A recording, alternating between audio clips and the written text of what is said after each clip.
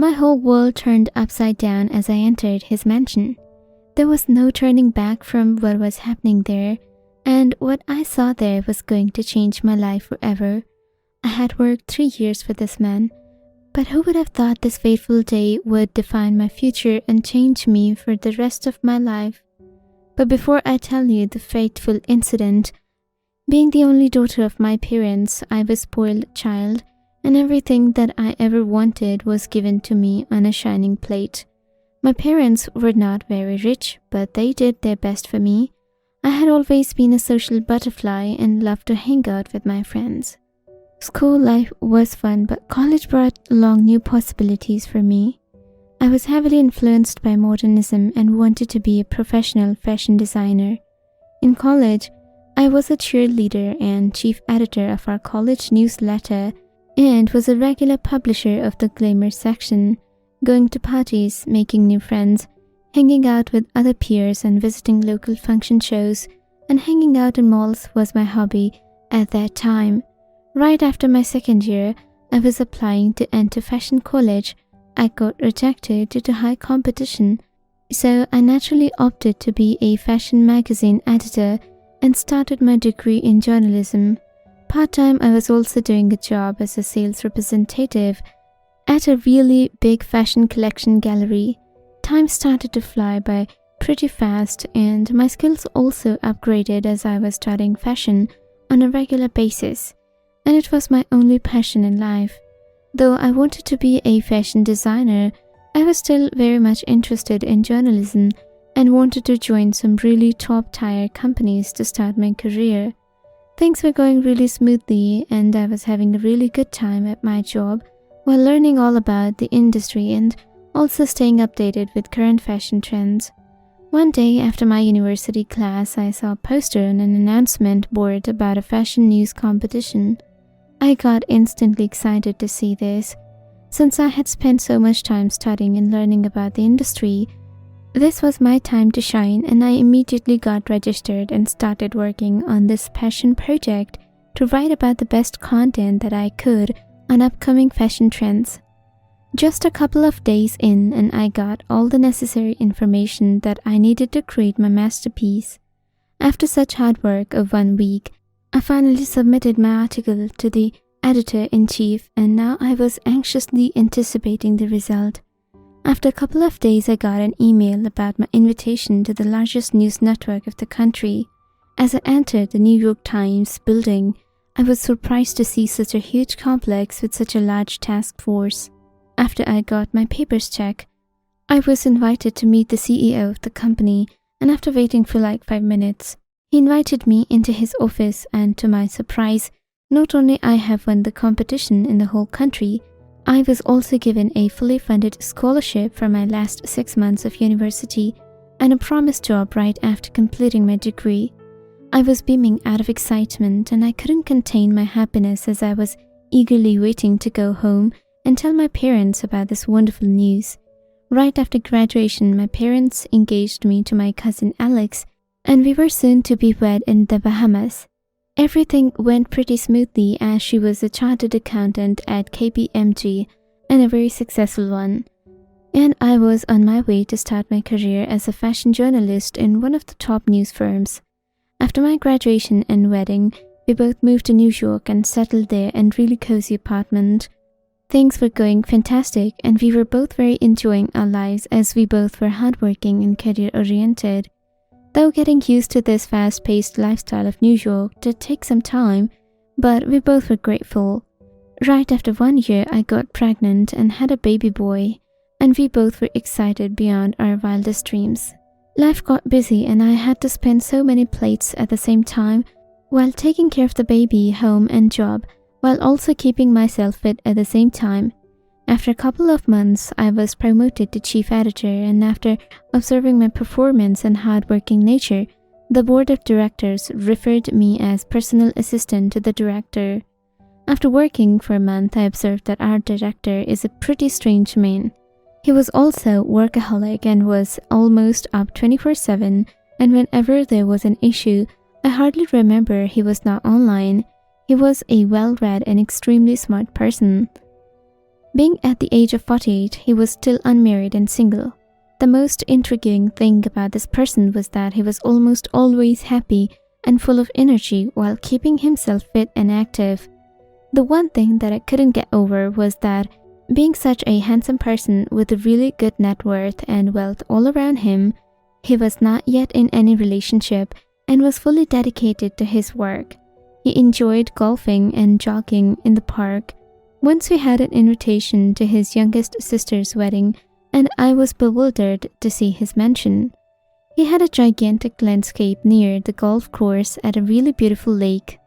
He introduced me to his 7 sisters, 2 elders and 2 others the younger ones, and he told me that they all were his partners in his other organizations. This really tipped me off as he was working full-time in the New York Times. How could he give the same amount of energy to another organization while maintaining his first job? I kept quiet and enjoyed the wedding. It was a fabulous event and I covered all about it and published my article. Still, I was very much impressed by his accomplishment, his dedication to his work, and his focus in life. Over the next couple of days, I was still processing all this. I got news about my dad. He was in a car accident. Immediately within a couple of days, I took a leave and went back to Nebraska to take care of my father. He was not majorly injured. He broke his arm and we were all very much worried because he also had diabetes and recovery was taking longer than expected. While I was struggling with this, I got another painful news that my husband was already busy with someone else in conversations. As my friend tipped me about this as she used to work with him in his office. When I got back home in New York, I confronted him about the news and asked him to show me his cell phone as proof. He immediately handed me over his cell phone, and to my surprise it was all clear. Then he went on to explain that your friend was basically alluring me and I declined her, so she took revenge on me by reporting you such false news to create doubts in marriage. This really shifted my perspective towards my husband and my friend. Well, after a couple of days I went back to my office and went to work. This time I started to observe some strange things happening as my boss was changing files simultaneously in his drawer and had another bodyguard just to take care of his certain files. This is something that I wasn't used to seeing before. Well, initially I shrugged it off and started to focus on my work. Then something more interesting happened. 2 of his sisters also joined our office and were constantly campaigning him. Now, something that I also observed was that after giving more time to his new venture, he now was less invested in the news company. As most of the heavy work was taken care of by me, now he had a lot of free time at his hand and he was constantly on calls with some new partners. So just within the next 1 month, 2 of his other sisters also joined our office. It was new to see that all of the siblings were spending so much time together. Even more interestingly, that they now had another hall dedicated to them. Being a skeptical person, I started to have my doubts about their nature of work. Yet I stayed quiet and kept my focus on my work. I was closely observing that what they were doing, but they were pretty secretive about their meetings.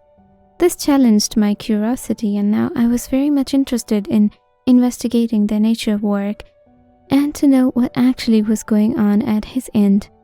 The interesting thing was that I came up with my own hypothesis. First thing that I thought was maybe they were taking over the company by purchasing all of its shares and distributing among siblings. Then I shrugged it off as the company was so big with the large investors that it was almost impossible for him to take over it completely. The second thought that I observed was maybe they're laundering money and having it stored somewhere else under the parent company, or doing some sort of corruption as they all were very secretive and almost just to the point. One lucky day I came up with a plan to actually see what really was going on at their side. It was December of 2018 that his birthday was just around the corner and I planned to give him a surprise cake and to go to his mansion in person and see for myself what was actually going on. On the fine evening of the last week of December, I went to his house with the cake in hand. As I rang the bell, I noticed that the main gate was already opened. So I invited myself in just to snoop around to see what was going on. To my surprise, I heard so much noise that I was almost shocked. To me, hearing such voices in an empty mansion was a bit odd. While I was trying to make sense what was going on, I heard loud noises of arguments just above the floor. My curiosity got enhanced as I was starting to walk towards the stairs to listen more clearly about what actually was happening. Two of his sisters were saying that this is the most risky move that you'll do, and this will also backfire. You should take really good care while deciding this thing. On the other hand, he was saying that I don't really care about the money, it's the cause that really matters. The thing that I concluded was maybe this is some sort of political movement. Soon the kitchen door opened and there were like 5 little children running around his older sister, and she was holding a cake in her hand. As she came, she greeted me with a warm smile and welcomed me there. I covered my astonishment and gave her my presents that I brought along and also greeted her warmly.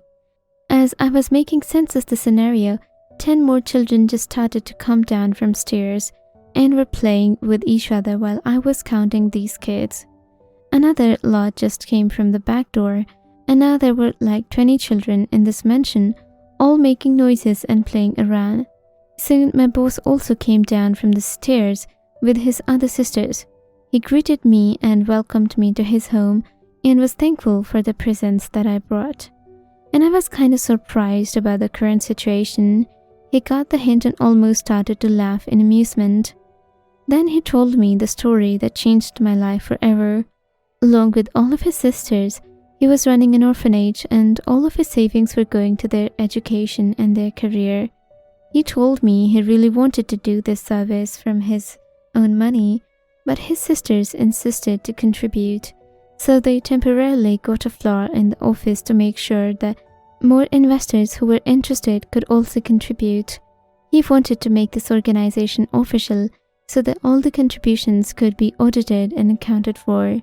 The main reason to buy this mansion was not to live a lavish lifestyle, but to have enough ample space for helping as many children as possible. This cause was very close to his heart, and since his parents died at an early age, he was the sole breadwinner of the family while taking care of his sisters and their education. This impacted his life dearly, and he wanted to make sure that he spends the rest of his life serving this cause. To my surprise, he already had contributed about $4 million, and about 30 kids graduated under his care and now were settled on high-end destinations, and were also contributing to help younger kids with their education. Among all of his friends and family members, he had now accumulated a large network of investors who were pretty serious towards the well-being of young ones.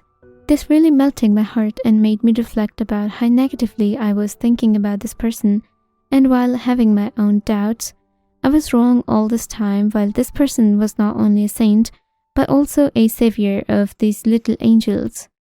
As I was leaving the mansion, tears were in my eyes, and I was reflecting on my perspective.